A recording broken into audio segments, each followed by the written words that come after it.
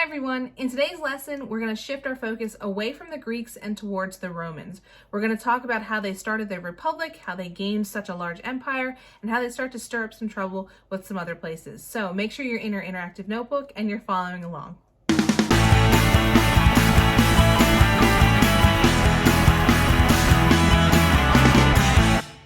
Okay, we're on page 7 of your interactive notebook, and again we're talking about ancient Rome.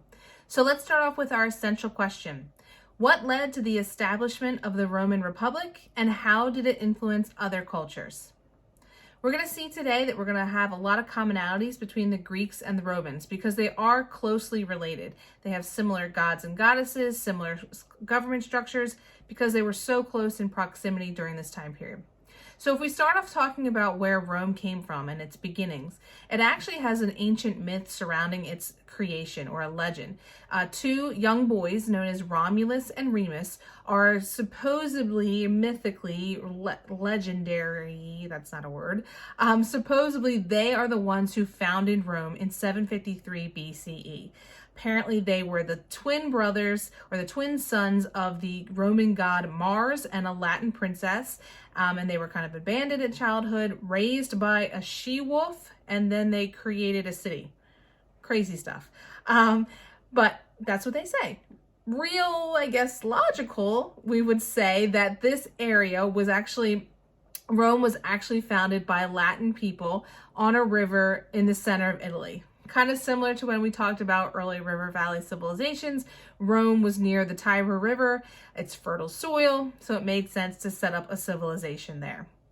We have Latins, Greeks, and a group called the Etruscans. They're all fighting for control over this region because it's great, it's fertile land, and they all want to have a place to live.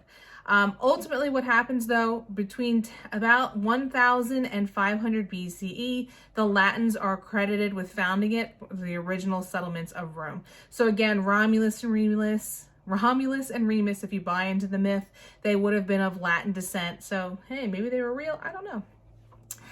The Etruscans, they were actually native to what is current day northern Italy, and they heavily influenced what becomes Roman society. So our early republic, what's that look like? In 600 BCE, the Etruscan kings come on down south and they rule over Rome. Rome's not big on that, had grown to become a wealthy and large city, and the Romans living there kind of resent the Etruscan rule. So they want to basically kick them out. So in 509 BCE, that's exactly what they do. They say, see you later, bye Felicia, and they overthrow the king. They declared that Rome would be a republic and the people would have the power. So very similar, as we said, to the Greeks. You know, it sounds just like democracy that they're setting up there. They declared that Rome would never again have a king, but we're going to see that that's not quite always the case, but let's not spoil it too much right now. So that's their early republic. Now, this republic was divided into a series of social classes. At the top, we had the patricians, who were wealthy and landowning, and they hold most of the power, or the majority of the power in Rome. Then we have our plebeians. Those are basically your common people. They could vote, but they couldn't rule. So they can vote on who's in there, but they can't ever rule. So that's not really fair in my eyes, but that's the way it was in ancient Rome. And then we have the tribunes. These were elected representatives that were meant to protect the rights of those plebeians, or protect their political rights. We also have at this time something called the 12 Tables that was established. Think of it kind of like a constitution almost. In 451, officials carved out basically Roman laws on a series of 12 tablets, not like an iPad, like a physical, like stone, old school tablet. I know, corny joke, but bear with me. And so they carve them out, and this is basically, it becomes basically the basis for later Roman law. They're going to turn back to this and use it. These laws confirm the rights of all free citizens and the protection under the law of all those citizens were protected under the law. But it is important to note that very similar to ancient Greece, citizens in Rome were limited to adult male landowners. So again, rule by the people, not quite. It's kind of more like ruled by some people. But again, this is what they had back in the day. So the Roman government, how was it divided up? Rome elected what became known as two consuls. That's what their leaders were called. Two consuls. They were elected each year. One was meant to lead the army and one was to direct the government. So kind of think of it sort of like a president and a vice president, but more that it's like president and president. One really isn't under the other. But they were elected together. Again, like I said, one rules the army or directs the army. One was in charge of the government. Once they were elected, they couldn't be elected again for 10 more years. We also had a Senate in ancient Rome. So if you want to think about this as their second branch of government, usually it was the Roman upper class that was chosen, and they're in charge of making changes to foreign and domestic policy. Then we also had, remember, those tribunes. So democratic assemblies were held. That's where we elected those tribunes. And again, they're making laws for the common people, those plebeians. We also had the Roman army. It was well feared during this time period, very powerful. This leads to, basically the success of Rome, how they're able to rise to greatness, how they're able to conquer so much, which we'll talk about in the next lesson. The Roman legion, they were a military unit of over 5,000 infantry or foot soldiers, and then they're supported by a number of cavalry, those who rode by like horseback. So how does Rome spread its power and what does that look like? Like I said, in our next lesson, we're going to talk more about the empire, but we'll kind of give a preview here. Rome, as we said, defeated the Etruscans in the north, and they also kick out the Greeks in the south. They're like, see you later. And by 265 BCE, they control the entire Italian peninsula. Again, Italy, Rome is located in current day Italy. If you don't know where that is, or if you don't remember the map from earlier, remember it's in the middle of the Mediterranean Sea, and it's the country that looks like a giant boot. That's how I always remember it.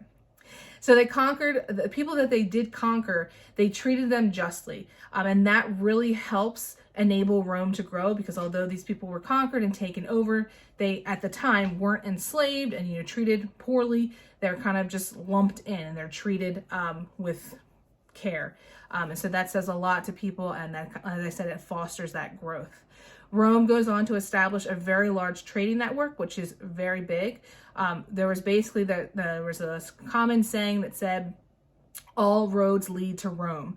The Romans, as we'll talk in future lessons, when we talk about technology, they are credited with creating roads, and that's very important for the trading network, because if you've got a road, it makes it easier to get along, and easier trading routes means more trade, which means more money, which means grow your empire, so on and so forth. Also, access to the Mediterranean Sea, because again, it's a peninsula, it's all around them, also helps them with trading routes to other places, other countries that are by sea. We do start to see, as Rome rises to power, another city-state known as Carthage, which was located in modern-day northern Africa. They soon start to rival Rome, and that's going to start to ruffle some feathers and cause some problems. It actually leads us into what becomes known as the Punic Wars. So Rome and Carthage go to war. It becomes known as the Punic Wars. It's a series of 3 wars that were fought between 264 and 146 BCE. And just to kind of quickly and concisely lay out what happened, in the first war, Rome wins, clear victory. They defeat Carthage, and they get the city or the city-state, the territory that is currently known as Sicily. Sicily is the chunk of land that's near the toe of the boot. Like I said, Italy looks like a boot that looks like a slice of pizza. That's how I always, I always remember Italy's the boot, Sicily's the slice of pizza. So that's what they get out of the first Punic War. The second Punic War, we have a general from Carthage known as Hannibal. He wants to cause great defeat against Rome. He wants to avenge those who lost in the first Punic War. He rolls in with a very large army, decides to go through current day Spain and France. Again, very large army. And he also rolls in on elephants, like literal elephants. He had over 60 elephants that he brings in. Like it was insane to see, like, if you've ever seen the movie Lord of the Rings, and you see those like weird elephant animal things, like it's crazy how this guy rolls in with elephants as transportation. Unfortunately, he is not quite successful, and a lot of the elephants die. Like, that's not cool. But he's able to kind of make some moves, but he's not ultimately able to take Rome. So it's not like a true success. Fast forward to the Third Punic War, the Roman general Scipio, he ultimately defeats Hannibal in 202 BCE. I almost said 2002. Whoa, not quite. 202 BCE, Hannibal is defeated. Rome actually sacks the city of Carthage. It's destroyed. They enslave their people, and that's the ultimate end to the Punic Wars. And again, it sets up the Roman Empire to be the Roman Empire. So in this episode, we've been talking about how Rome got its start. As I said before, there's a common phrase that says that all roads lead to Rome. And that's because, as you can see in this picture, the Roman Empire was ginormous. Not only did they have control of Italy, by its height, it controlled all of this land here in the light blue. So that's what we're going to talk about in our next lesson. So make sure you check back for that one. Thanks for watching, and we'll see you next time.